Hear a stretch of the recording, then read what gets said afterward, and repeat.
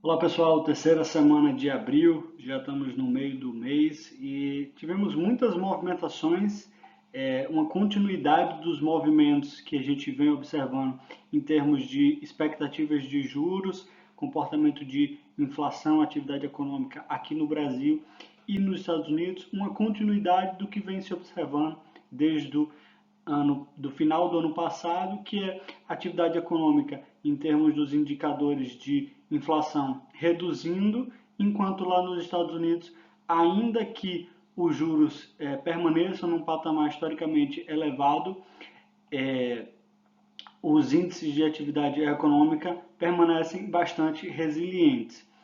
Em termos da agenda para os principais indicadores essa semana, na segunda-feira, hoje, no final do dia, aqui no Brasil, a gente tem o indicador de atividade econômica da China referente ao primeiro trimestre, né, o PIB, e a expectativa é que seja em 4,8%.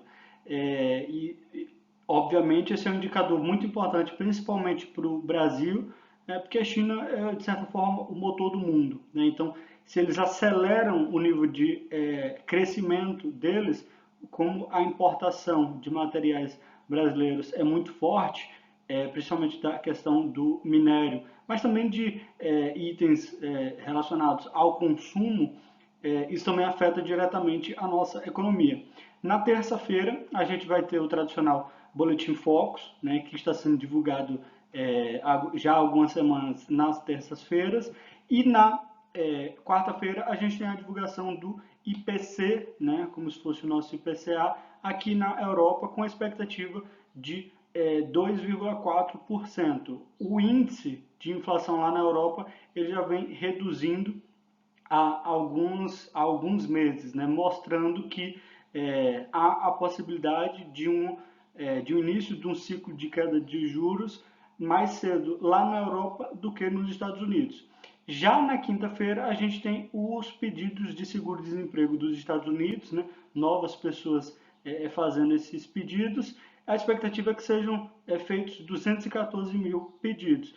Mais uma vez, isso é importante de acompanhar porque é como a atividade econômica ela vai sendo medida. Né? Se você tem mais pessoas que estão ficando desempregadas, quer dizer que as empresas estão demitindo e, por consequência, isso acarreta que elas podem produzir menos.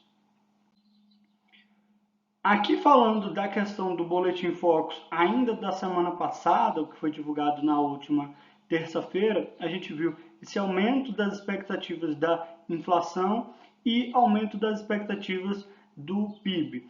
Esse movimento do aumento da expectativa da inflação que a gente teve na semana passada, em termos do Boletim Focus, né, que é uma pesquisa com diversos agentes econômicos, ele não condiz com a trajetória que essas expectativas vêm tendo. Né? Em termos do Boletim Focus, principalmente para o vértice de 2024, há uma queda na expectativa de inflação. Já do PIB, vem constantemente sendo feitas revisões para cima. Porém, quando nós olhamos a questão dos juros futuros, principalmente ali nos títulos públicos, que é um bom parâmetro, já há algumas semanas a gente vem vendo esses títulos aumentando fortemente. Nos vértices mais longos, já passou em muito a barreira dos 11%, o que de certa forma mostra uma excelente oportunidade para a parte de renda fixa. Nesse momento, os títulos atrelados ao IPCA também estão muito esticados e hoje a gente vê uma inflação implícita aí na casa dos 5,53% para esse período de hoje até 2025. Isso é muito com relação também à expectativa de decisão de juros lá nos Estados Unidos, que a gente vai comentar mais adiante.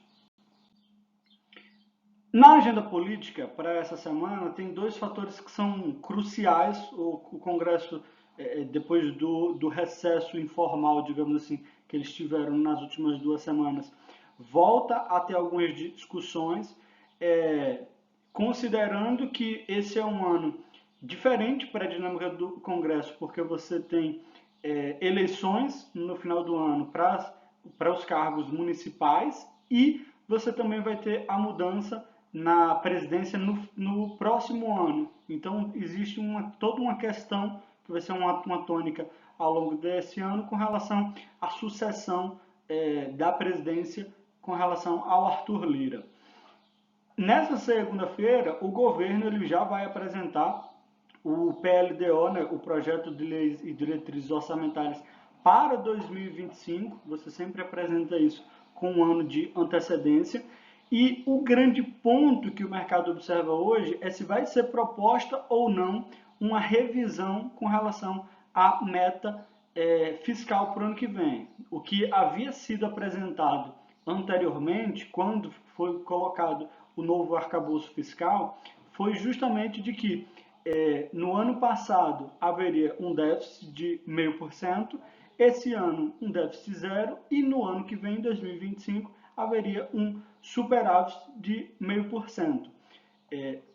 O não cumprimento dessas metas acarreta em uma série de contingenciamentos de gastos, uma série de medidas para fazer com que a trajetória dos gastos públicos seja colocada de volta nos trilhos corretos. Uma mudança no meio do caminho é possível ser feita nesse momento, né? Lembrando que isso não é com relação à meta desse ano de 2024, mas com relação a 2025. Mas caso seja feito, vai mostrar de que o governo está mais tranquilo ou fará menos esforços para alcançar o superávit no ano que vem. Isso pode acarretar numa percepção de aumento de gastos e até de descontrole do governo com relação aos gastos públicos, o que geraria uma continuidade desse aumento nas expectativas com relação à inflação que a gente já vem observando nas últimas semanas. Então, hoje a gente tem a divulgação do PLDO para 2025 e caso haja de fato essa revisão para não mais um superávit de 0,5% e qualquer coisa abaixo disso, com certeza a gente vai ter uma reação negativa do mercado, principalmente com relação ao aumento nas taxas de juros futuros. Outro ponto também que começa a ser discutido nessa semana, mas que vai atravessar durante 2024 inteiro, são os parâmetros da reforma tributária. Porque o escopo, digamos assim, geral dela foi aprovada no ano passado, através do formato de PEC, que tem um nível de aprovação bem mais complexa, mas existem diversos parâmetros que precisam ser colocados. O primeiro deles é quanto é que vai ser a alíquota dos novos impostos que vão ser criados. Para os setores que têm algum tipo de privilégio, quanto que isso vai ser diferenciado, né? Então, as questões com relação a quais itens entram na cesta básica vai ter a discussão retomada nesta semana, mas é apenas um dos itens, né, que são diversos itens da reforma tributária que vão ser alterados via projeto de lei que vai ser tramitado durante todo esse ano. Com relação aos principais acontecimentos da semana passada, foi uma semana muito pautada pelos dados de inflação, de atividade econômica, tanto aqui no Brasil quanto lá nos Estados Unidos. No Brasil, a gente teve notícia positiva. A política monetária, conforme já vem acontecendo desde o ano passado, está fazendo muito efeito, está trazendo a inflação já muito próxima do centro da meta, e o resultado de março veio abaixo do que era a expectativa. A inflação subiu apenas 0,16%, ficando no acumulado em 3,93%. Porém, a gente teve a notícia negativa com relação aos juros dos Estados Unidos, com relação à inflação dos Estados Unidos, porque o CPI, que é um dos principais indicadores que o Fed acompanha, ele veio acima da expectativa. Ele veio em 0,40% em março, fazendo com que o índice no acumulado dos últimos 12 meses ficasse em 3,5%. Ou seja, mesmo com os juros altos e mesmo com o Fed não dando perspectivas de aumento destes juros, os índices de atividade econômica permanecem resilientes em ter uma continuidade da alta. Isso faz com que a expectativa com relação a um corte de juros que pessoas previam que poderia ser no final do ano passado, previam para março ou abril desse ano, basicamente isso foi dissipado e agora fala-se em um corte de juros, na melhor das hipóteses, apenas no final do ano. Isso atrapalha muito em termos do comportamento de juros no mundo inteiro, porque da mesma forma que a taxa básica de juros aqui no Brasil é o preço do nosso dinheiro, a taxa básica de juros lá nos Estados Unidos vai balizar todas as taxas ao redor do mundo. Então, se eles permanecem mais altos por mais tempo, todas as taxas de juros, incluindo as nossas, que havia uma expectativa há 6 semanas atrás de ficar algo em torno de 10% no médio e longo prazo, a gente vê que essa expectativa vem aumentando semana após semana, muito com relação às mudanças de expectativas de juros lá nos Estados Unidos, que são decorrência da atividade econômica. Não podemos deixar de falar também que houve a decisão com relação aos juros lá na zona do euro, né? A gente tem indicadores para sair lá nessa semana, mas basicamente os juros foram mantidos no patamar de 4,5%, que já era o que vinha.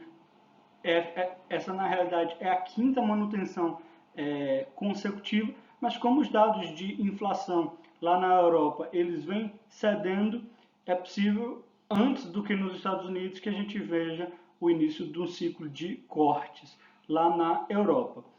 Portanto, os destaques para essa semana estão na definição, né, basicamente, de que uma queda dos juros nos Estados Unidos ela só virá no segundo semestre.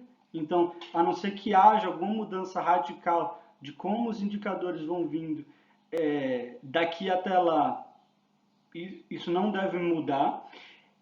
Porém, isso abre uma oportunidade muito grande com relação às questões de renda fixa. Esse patamar de juros que a gente tem agora é historicamente alto, seja na parte do prefixado, seja nos atrelados à inflação, né? Então, travar essa taxa, colocar isso no portfólio é uma oportunidade histórica que muito provavelmente daqui 6, 9 meses a gente não trabalhará com esse tipo de parâmetro novamente. E a gente tem que ficar atento também ao longo dessa semana com relação às movimentações do Congresso. Essa é uma semana muito definidora, tanto na questão da LDO para o ano que vem, quanto também as movimentações que vão ocorrendo em função dos projetos de lei que a reforma tributária com relação ao consumo demanda. Como sempre, pessoal, caso tenha alguma dúvida, alguma solicitação de tema para a gente trabalhar aqui no canal, ou simplesmente queira que a gente dê uma olhada no seu portfólio, traga uma sugestão personalizada, pode nos seguir através aqui do nosso canal no YouTube, ou também dos conteúdos lá no Instagram, @despertar.ai, ou nos mandar uma mensagem diretamente no nosso WhatsApp, né, fazer uma ligação, que vai ser um prazer ajudar vocês cada vez mais a investir melhor, tá? Excelentes semanas para todos e um abraço.